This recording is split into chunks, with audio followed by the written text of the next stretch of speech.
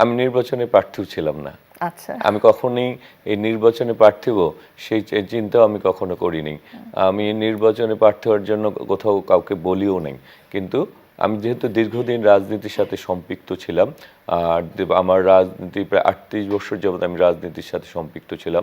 আমি অনেক দায়িত্ব পালন করেছি, দল আমাকে অনেক দায়িত্ব দিয়েছে, সেই দায়িত্বগুলি আমার পালন করতে হয়েছে।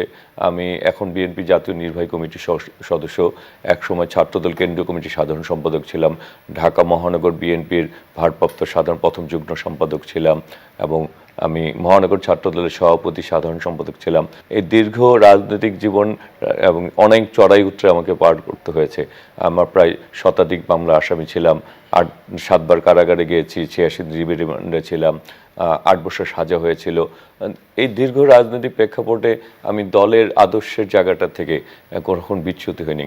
আমার কাছে যেমনিভাবে এরশাদের পতন হবে, স্বৈরাচার বিরুদ্ধে আন্দোলন করে এর ছাত্র রাজনীতিতে সম্পৃক্ত হই, তেমনিভাবে আমার মনে হয়েছিল যে বাংলাদেশ একটি গণতান্ত্রিক বাংলাদেশ হবে, বাংলাদেশের মানুষ তার ভোটাধিকার ফিরে পাবে, আমরা আমাদের কথা বলার অধিকার ফিরে পাবো, আমরা সবাই মিলে আমাদের ভোটাধিকার বাস্তবায়নের মাধ্যমে আমাদের নেতৃত্ব আমাদের জনগণের হাতে ফিরে পাবে।